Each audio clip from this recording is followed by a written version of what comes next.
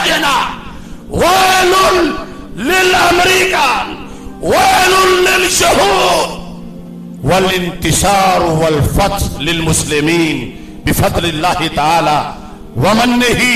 हमारा मुतालबा है कि उस यहूदी स्टेट को उसके वजीर आजम पर जंगी जराइम का मुकदमा चलाया जाए।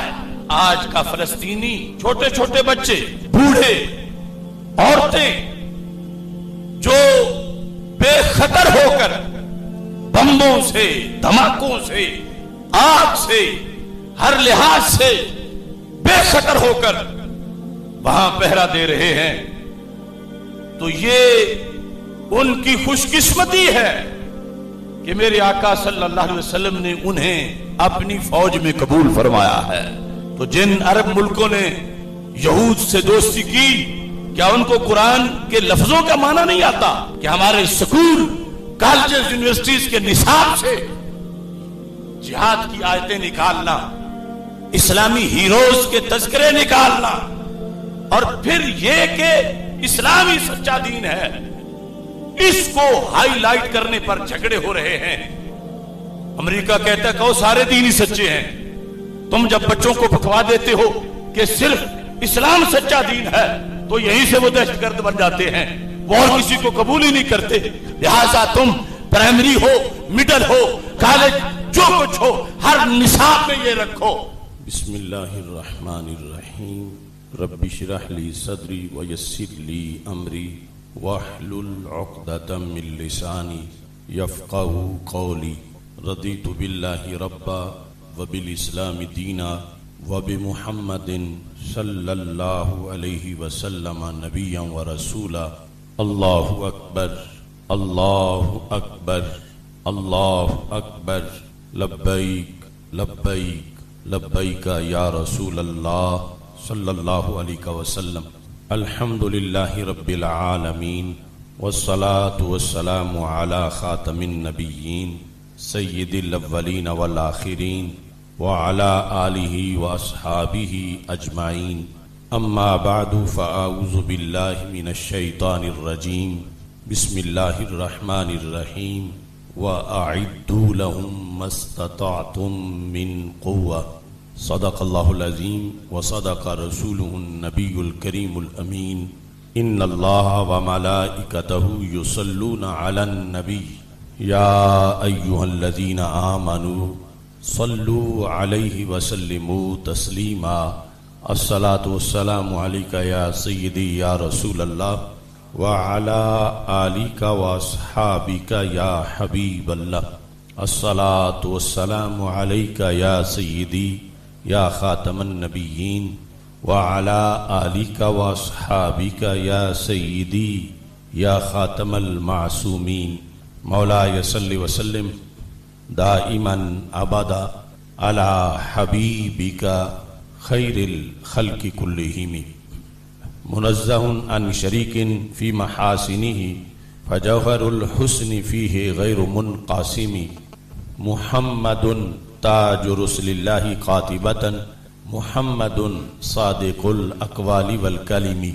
मुहम्मदुन ज़िक्रुहु रूहुल अनफुसिना मुहम्मदुन शुक्रुहु फ़र्दुन अलल उममी।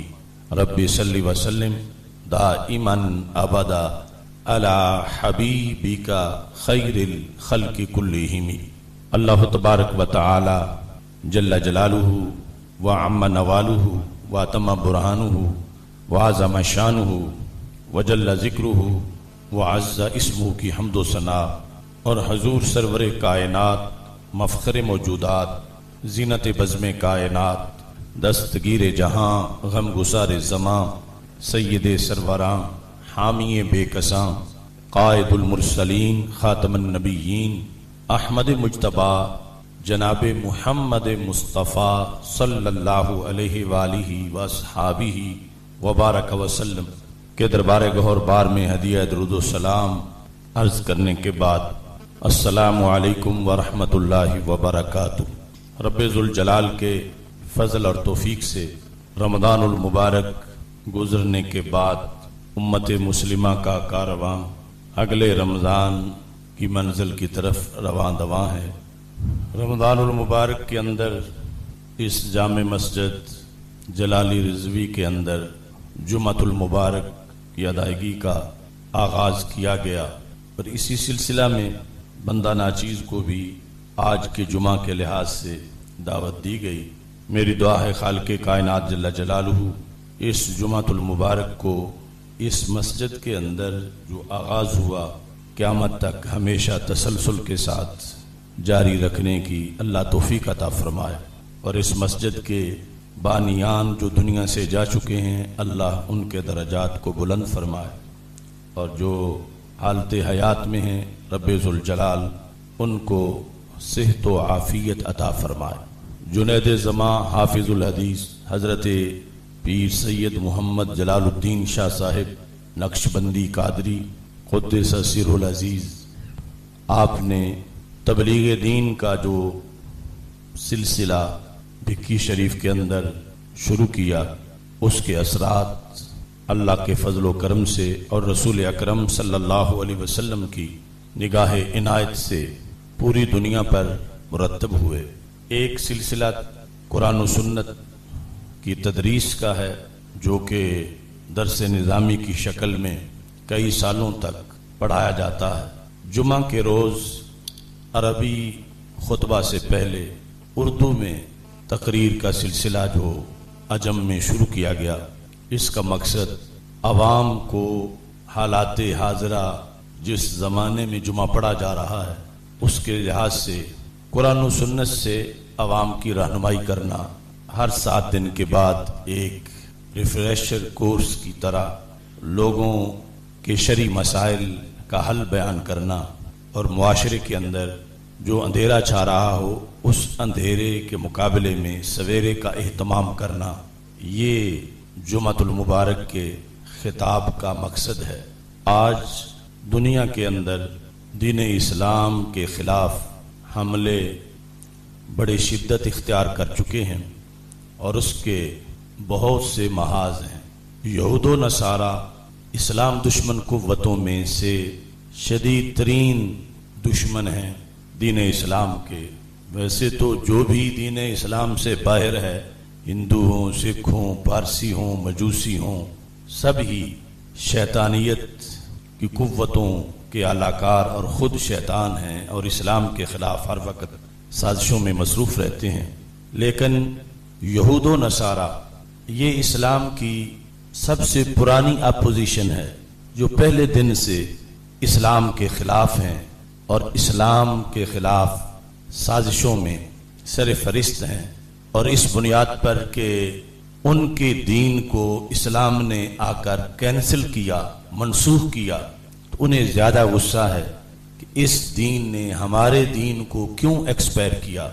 اس بنیاد پر وہ حضرت محمد مصطفیٰ صلی اللہ علیہ وسلم کے معاذ اللہ خاکے بنا کر یا قرآن مجید جلا کر یا پھر امت مسلمہ پر مختلف نظریاتی یا ویسے جسمانی حملے کر کے اسلام کا راستہ روکنا چاہتے ہیں، لیکن اللہ کا فرمان ہے واللہ متم نورہ ولو کرہ الکافرون، کہ اللہ تبارک و تعالی اپنے نور کو مکمل کرنے والا ہے، اور دنیا کی کوئی طاقت اسلام کا راستہ نہیں روک سکتی۔ یہود و نصارہ میں سے پھر یہود جو ہیں ان کو قرآن مجید برہان رشید میں نصارہ کے مقابلے میں بھی زیادہ ہمارا دشمن قرار دیا گیا، اور ان کا شر مزید زیادہ امت مسلمہ اور اسلام کے خلاف ہمیشہ پھیلتا رہا۔ قرآن مجید برہان رشید میں رب ذوالجلال نے ضربت علیہم الذل والمسکنہ فرما کر ان کی شدید مذمت کی کہ ان پر ذلت و رسوائی مسلط کر دی گئی، یہ ذلیل لوگ ہیں، یہ مسکین لوگ ہیں۔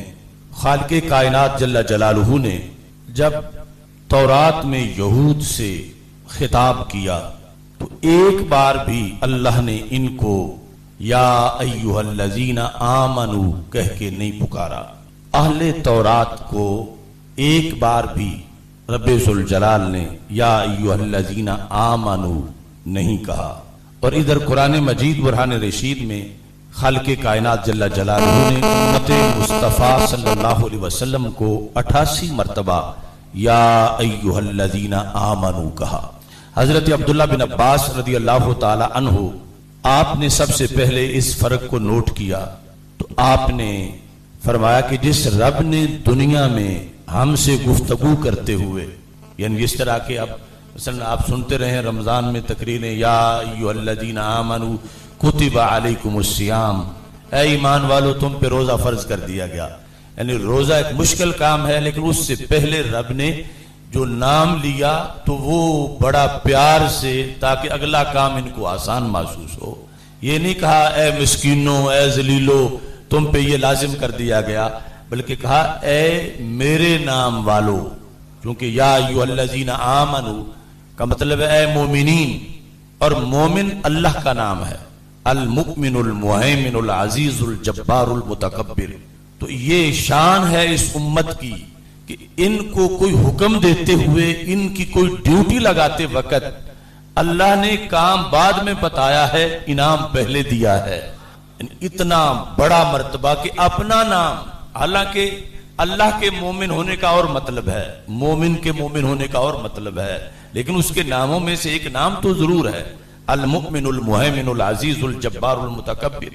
تو حضرت عبداللہ بن عباس رضی اللہ تعالی عنہ کہنے لگے جس رب نے دنیا میں ہمیں اپنے نام سے پکار کے ساری قوموں میں ممتاز کر دیا، امید ہے کہ آخرت میں بھی ہمیں ساری قوموں میں ممتاز فرمائے گا۔ اور ادھر یہود کو رب ذوالجلال نے جب تورات میں ان سے بات کی کہ تجھ پر یہ فرض ہے، یہ لازم ہے، تو وہاں لفظ کیا ہے؟ یا ایھا المساکین، اے مسکین لوگو، یعنی ان کو رب نے مسکین کہہ کر ان سے گفتگو کی۔ ان کے لیے دنیا میں بھی مسکینی ہے، ذلت ہے، رسوائی ہے، اور آخرت میں بھی ذلت و رسوائی ہے۔ اور یہ چونکہ ان کے لیے اللہ کی طرف سے قرآن کے اندر ایک اعلان ہے، اس بنیاد پر وہ حسد، بغض اور کینے کی بنیاد پر اس امت کے ساتھ اپنی دشمنی کا شروع سے اظہار کر رہے ہیں۔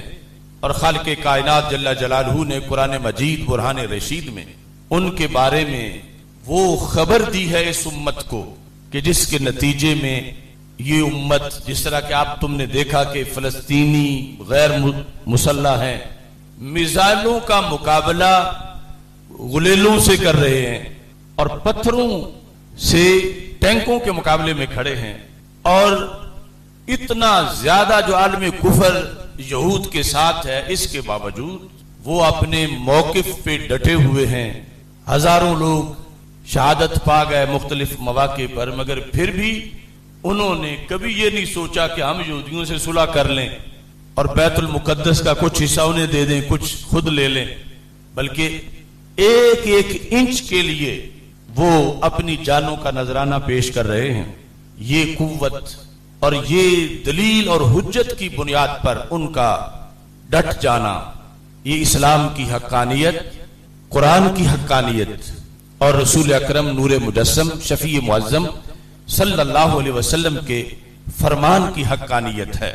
قرآن مجید برہان رشید میں سورہ بنی اسرائیل کے اندر رب ذوالجلال کا یہ فرمان ہے 15ویں پارے میں، اور ہر صدی، ہر سال اس فرمان کی صداقت ہمارے سامنے موجود ہے۔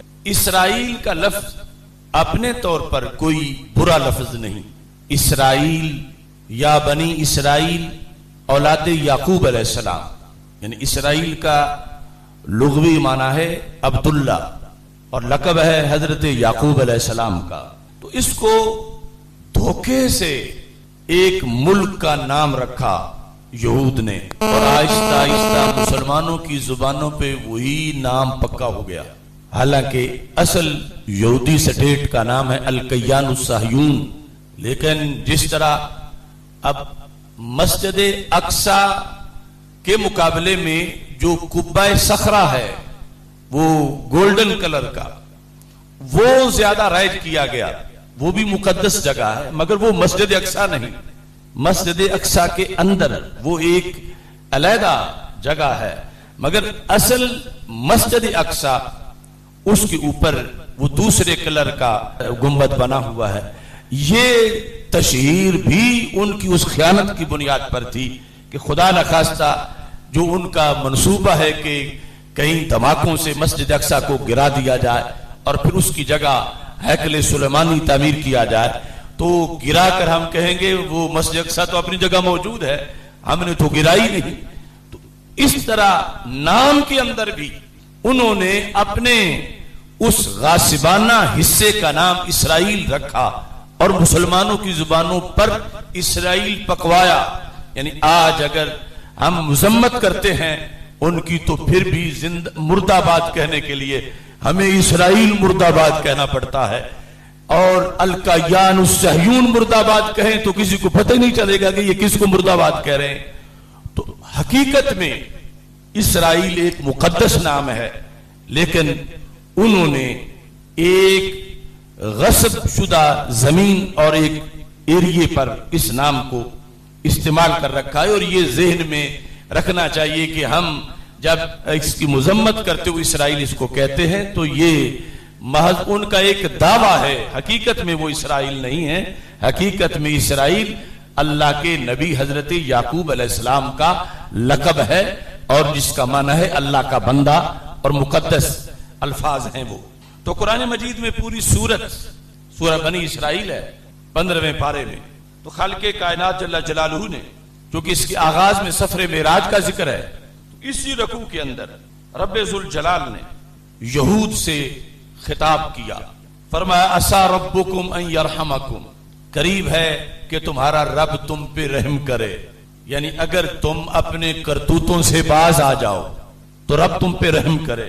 وَإِنْ عُدْتُمْ عُدْنَا، لیکن یاد رکھو اگر تم نے اس علاقے میں اپنی بری حرکتوں کی طرف عود کیا، یہاں تم نے قبضہ کیا، یہاں تم نے شاعر اسلام کی بے حرمتی کی، تو رب ذوالجلال نے ساتھ یہ وعدہ کیا عدنا، فرما پھر ہم بھی عذاب کا اعادہ کریں گے.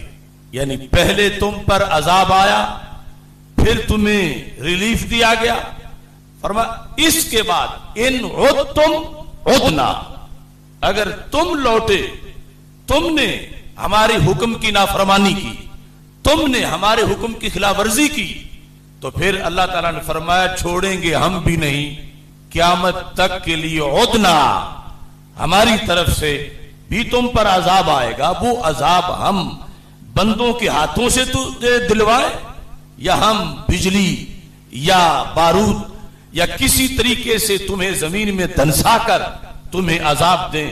لیکن خالق کائنات جل جلالہ کا نہ بدلنے والے قرآن کے اندر یہ چیلنج ہے، اور یہ امت مسلمہ کے لیے سہارا ہے کہ ہم اس سائیڈ میں ہیں کہ جس سائیڈ میں رب خود فرما رہا ہے ان عدتم عدنا، یعنی وہ یہود عدتم کی طرف ہیں اور امت مسلمہ عدنا کی طرف ہے.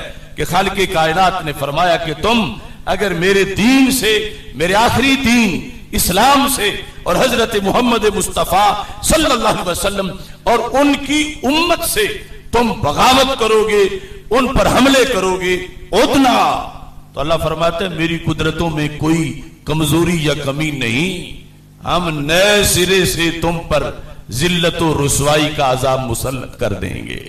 دوسری طرف قرآن مجید برہان رشید میں خالق کائنات جل جلالہ کا نامے پارے کے اندر یہ فرمان ہے. رب ذوالجلال سورہ اعراف کے اندر آیت نمبر 167 میں فرماتا ہے وَإِذْ تَأَذَّنَ رَبُّكَ، محبوب میرے حضرت محمد مصطفیٰ صلی اللہ علیہ وسلم جب فیصلہ کیا تمہارے رب نے، آپ کے رب نے فیصلہ کیا.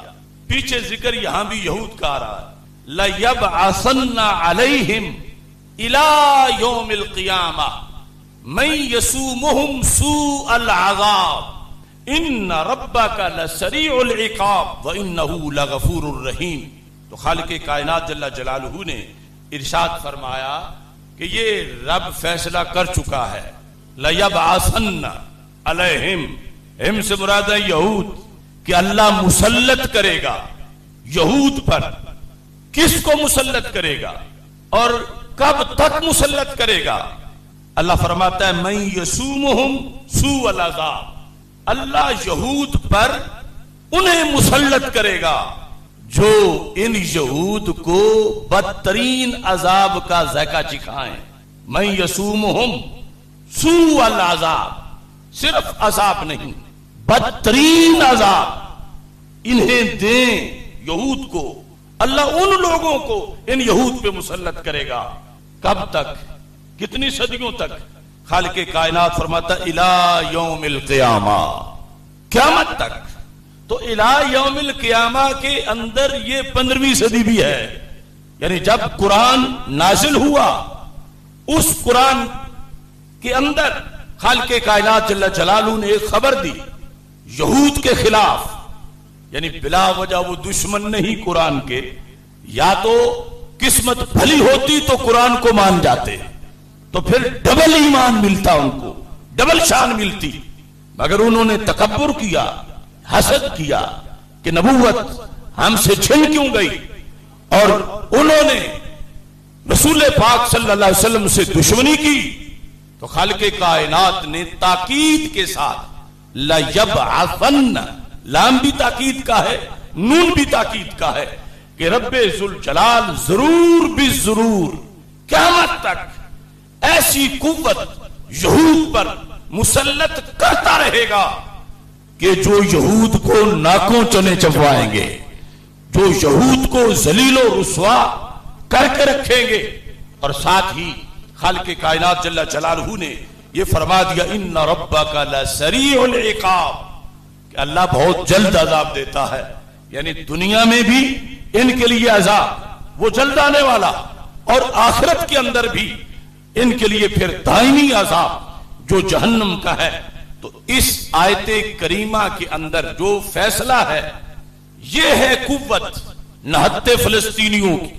اگرچہ ارد گرد کے ریاستوں نے انہیں سہارا نہیں دیا، اور سب سے بڑھ کر فریضہ تھا سعودی عرب کا، مگر وہ تو یہود سے دوستی کا حلف اٹھا چکے۔ اس بنیاد پر تقریریں ہونے لگی وہاں پر ممبروں پہ کہ یہود سے دوستی کر لیں تو کوئی حرج نہیں۔ یہ وجہ تھی کہ بہت سے عرب ملکوں نے یہود کو تسلیم کر لیا اور قرآن پس پشت ڈال دیا۔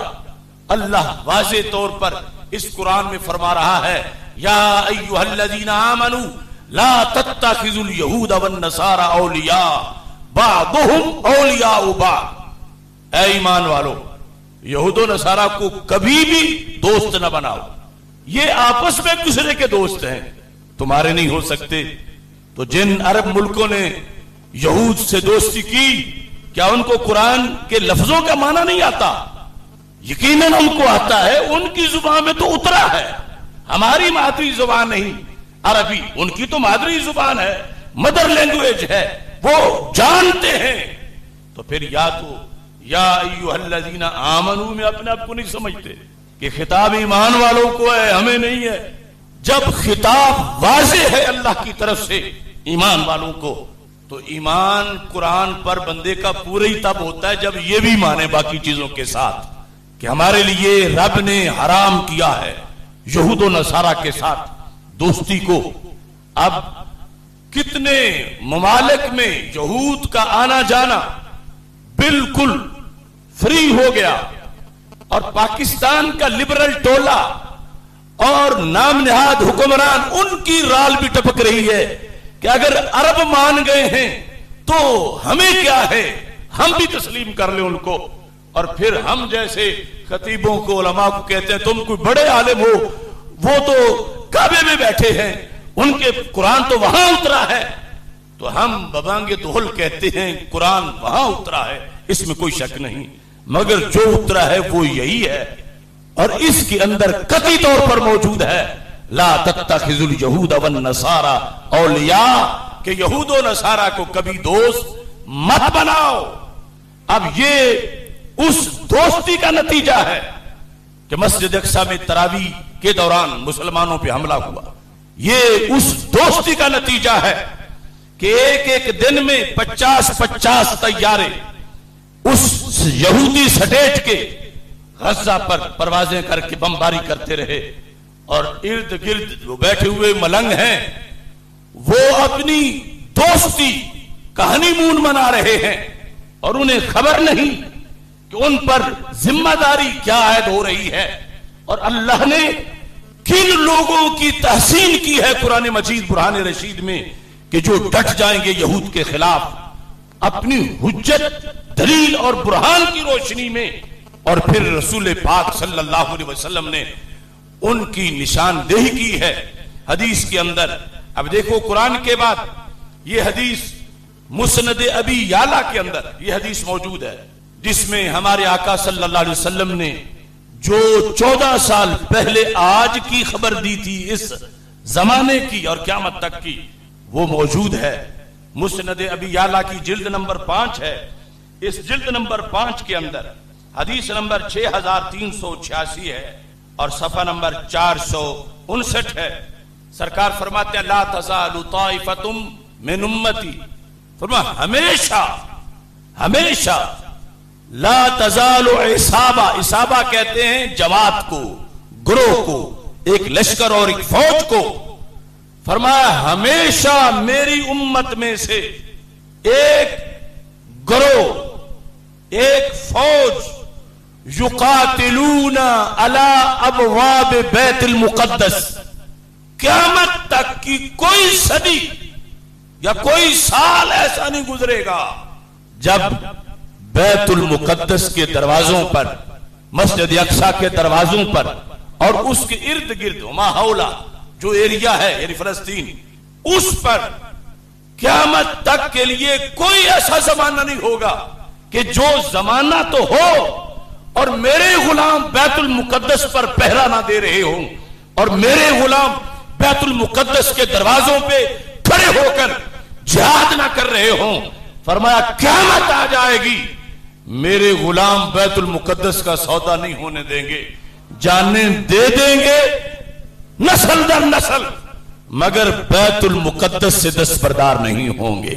تو آج کا فلسطینی، چھوٹے چھوٹے بچے، بوڑھے، عورتیں جو بے خطر ہو کر بمبوں سے، دھماکوں سے، آگ سے، ہر لحاظ سے بے خطر ہو کر وہاں پہرا دے رہے ہیں، تو یہ ان کی خوش قسمتی ہے کہ میرے آقا صلی اللہ علیہ وسلم نے انہیں اپنی فوج میں قبول فرمایا ہے، اور یہ ان کے برحق ہونے کی دلیل ہے. یعنی اس سے پتا چلا کہ جو حاکمان وقت یہود و نصارہ کی گود میں بیٹھے ہیں وہ پسند نہیں اللہ کو، وہ دھتکارے ہوئے ہیں، اور یہ جو نہتے ہو کر بھی وہاں پر اینٹوں کے ساتھ، پتھروں کے ساتھ، چھوٹے چھوٹے روڑے لے کر بادل کے ساتھ لڑ رہے ہیں، جہاد کر رہے ہیں. سرکار نے ان کو اس وقت دیکھ لیا تھا اور فرمایا قیامت تک میری امت کا ایک لشکر بیت المقدس اور اس کے ارد گرد علاقوں پہ حق کی اذانیں دیتا رہے گا. ساتھ یہ ارشاد فرمایا لا يضرهم خذلان من خذلهم، لا يضرهم، انہیں دشمنوں کی دشمنی نقصان نہیں پہنچا سکے گی. خذلان کا مطلب ہوتا رسوائی. لا يضرهم خذلان من خذلهم، کفر جتنا بھی اکٹھا ہو کے آ گیا ان کو دشمنوں کی دشمنی کبھی رسوائی نہیں دے سکتی. ظاہرین علی الحق الی ان تقوم الساعہ، قیامت آ جائے گی لیکن یہ کبھی بھی حق کا پرچم نہیں چھوڑیں گے اور حق کا جھنڈا بلند کر کے رکھیں گے. ادھر قرآن سے 2 آیات میں نے پڑھی، ان میں عدنا جو اللہ کا فرمان ہے، عدنا ہم لوٹیں گے، ہم بدلہ لیں گے، ہم ان کو ماریں گے. تو رب ذوالجلال نے دست قدرت کی نیابت فلسطینیوں کو دی، یا جو بھی امت مسلمہ کا مجاہد وہاں جا کر جہاد کرے، کہ اس کے لڑنے کو رب نے اپنے عمل سے تعبیر کیا اور پھر فرمایا لَيَبْعَثَنَّ عَلَيْهِمْ، اللہ ان پر مسلط کرے گا مَن يُصُومُهُمْ سُوءَ الْعَذَابِ، جو انہیں لَيَبْعَثَنَّ عَلَيْهِمْ إِلَى يَوْمِ الْقِيَامَةِ مَن يُصُومُهُمْ سُوءَ الْعَذَابِ۔ تو اس بنیاد پر دو آیات اور یہ حدیث، احادیث بھی متعدد ہیں، یہ ہے اصل قوت ان مسلمانوں کی، اور یہی قوت ہے ہر علاقے میں زندہ رہنے والے مسلمان کی۔ اور اس میں میں تھوڑی سی اس کی وضاحت بھی کرنا چاہتا ہوں، کیونکہ ہمارے آقا صلی اللہ علیہ وسلم کا ایک دوسرا فرمان ہے پوری دنیا کے لحاظ سے، اس میں یہ ہے کہ لن یزال امر امتی مستقیما، قیامت تک کے لیے میری امت کا ایک گروہ سیدھا رہے گا، مستقیم رہے گا، یعنی صراط مستقیم پہ رہے گا۔ لا یضرہم من خذلہم، ان کو کوئی نقصان نہیں پہنچا سکے گا۔ اب اس پر ہزاروں محققین کا ایک ہی جواب ہے کہ لا یضرہم کے لفظ سچے ہیں، لن یضرہم جن احادیث میں ہے یہ لفظ سچے ہیں، اور پھر ادھر کئی ہزار شہید ہو گئے، کئی 10,000 شہید ہو گئے، کہیں اتنے زخمی ہو گئے، تو مطلب کیا ہے؟ ادھر حدیث کہتی ہے ان کا کوئی بگاڑ کچھ نہیں سکتا، قیامت تک کے لیے میری امت کی ایک جماعت ایسی ہے حق پر قائم رہے گی، دنیا کی دشمن قوتیں ان کا کچھ بگاڑ نہیں سکتی۔ اور دوسری طرف ہر صدی میں کتنے لوگ شہید ہوئے، اور وہ تو آغاز میں ہی یزید کے مقابلے میں سیدنا امام حسین رضی اللہ تعالیٰ عنہ شہید ہو گئے۔ تو لن یضرہم یا لا یضرہم کا مطلب کیا ہے؟ تو سب نے کہا ضرر یہ نہیں کہ جسم زخمی ہو جائے، اس مقام پر ضرر یہ نہیں کہ جان نکل جائے، ضرر یہ نہیں کہ شہادت ہو جائے، ضرر یہ ہے کہ وہ جماعت باطل کو مان کے ان کے ساتھ مل جائے، ورنہ حق پر جان نکل جائے تو دین اس کو شکست نہیں کہتا، امام حسین کی شہادت کو فتح کہتا ہے۔ اور قیامت تک کے لیے جو اس رستے میں ہے اگرچہ وہ شہید ہو جائیں، یہ سرکار فرماتے ہیں کوئی نقصان نہیں، کیونکہ یہ تو عارضی زندگی ہے، اصل مسئلہ تو دائمی کا ہے۔ اگر وہ گھاٹے میں جائے تو پھر نقصان ہے کہ جو مشکلات آنے پر باطل کے ساتھ مل جائے، جو مشکلات آنے پر چڑھتے سورج کو کا پجاری بن جائے، جو مشکلات آنے پر حق میں وقت کی ہاں میں لانا شروع کر دے، اس کو نقصان پہنچا۔ فرمایا قیامت تک کے لیے حق پرست دلیل، حجت اور برہان کی روشنی میں کبھی مغلوب نہیں ہوں گے۔ ہزاروں ٹینک، توپیں، میزائل ان کی دلیل کو سرنگو نہیں کر سکیں گے، وہ موت کے منہ میں کھڑے ہو کر بھی حق کی اذانیں دیتے رہیں گے۔ اس بنیاد پر، ورنہ اگر یہ ویسے ظاہری طور پر ہوتا تو پھر تو آزمائش ہی نہ ہو سکتی، دنیا تو امتحان کا مقام ہے۔ اگر اللہ جنت سامنے کر دیتا تو پھر کون تھا جو جنت کے لیے کوشش نہ کرتا، اور اگر جہنم رب سامنے دکھا دیتا تو پھر کون تھا جو اس سے بچنے کی کوشش نہ کرتا۔ ارے ایک تنوری میں آگ ہو، اس میں کوئی کہے کہ تو اس میں داخل ہو جا، تو کہتا ہے میں کیوں داخل ہوں؟ آگ بڑھے تو پیچھے پیچھے ہٹتا ہے۔ تو جہنم دیکھ کر کون تھا جو جہنمیوں والے کام کرتا؟ رب نے جہنم کو بھی چھپا کے رکھا ہے اور جنت کو بھی چھپا کے رکھا ہے، اور کہا ہے ایمان بالغیب رکھو، دیکھے بغیر مانو کہ جنت کیسی اچھی ہے، دیکھے بغیر مانو کہ جہنم کا عذاب کتنا تیز ہے۔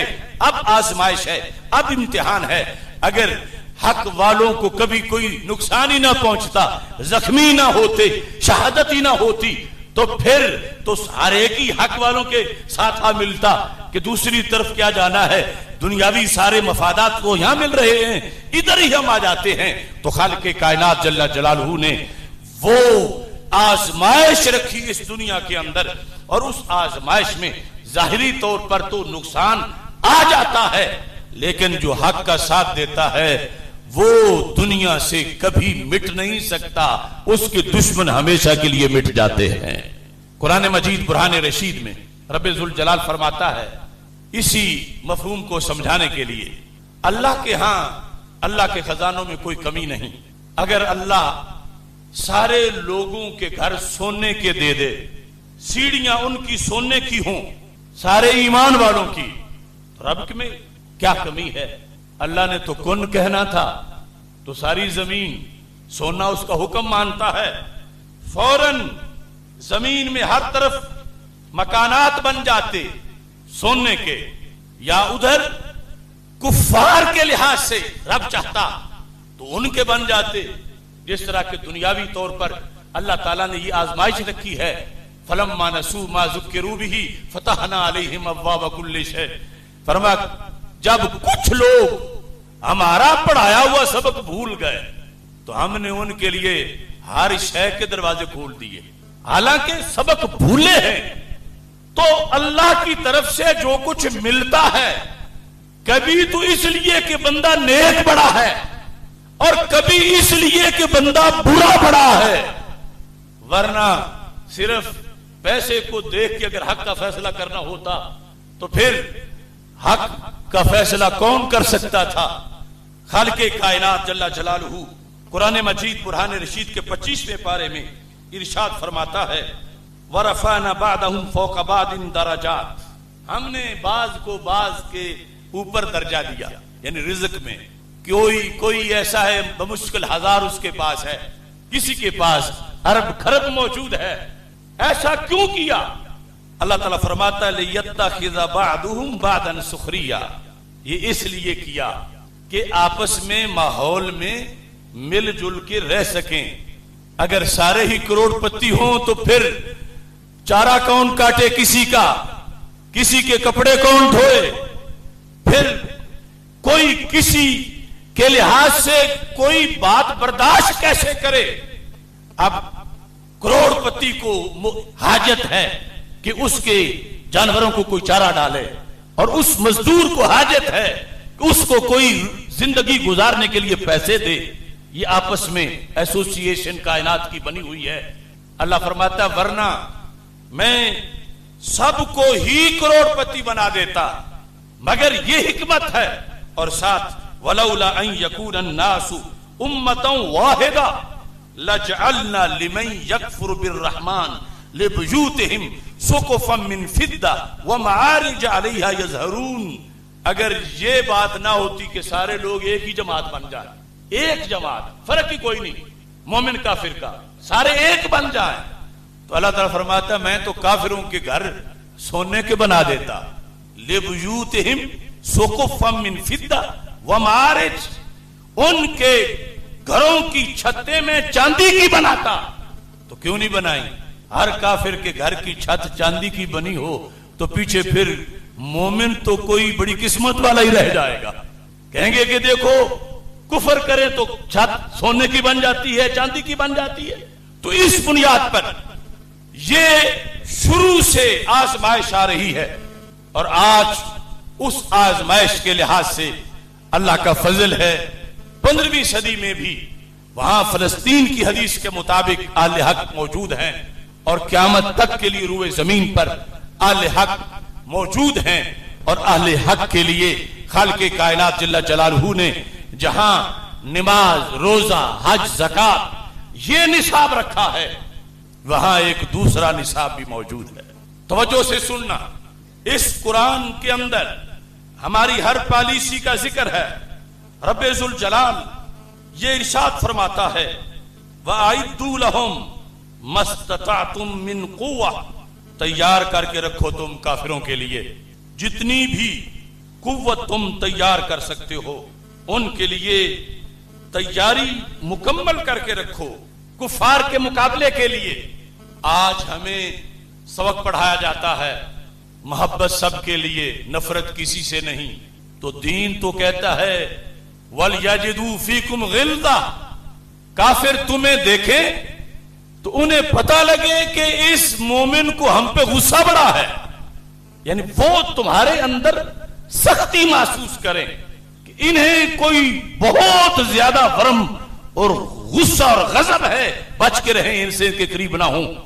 یہ پالیسی رب ذوالجلال قرآن مجید برہان رشید میں عطا کر رہا ہے.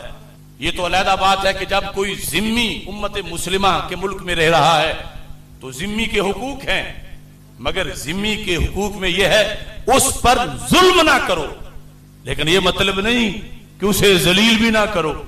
ذلیل اور ظلم، حضرت عمر رضی اللہ تعالی عنہ آپ نے جب فتح کیا بیت المقدس کو اور مختلف علاقے جو کرسچن کے تھے ان کو، تو آپ نے تقریباً 36 کے قریب شرائط رکھی ان لوگوں کے لیے کہ جنہوں نے کلمہ تو اسلام کا نہیں پڑھا تھا، مگر انہوں نے کہا ہم تمہارا حکم حکومت مانیں گے، ہمیں رہنے دو.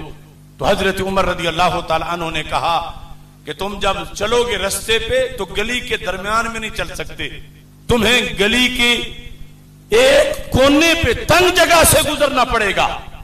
اور رسول پاک صلی اللہ علیہ وسلم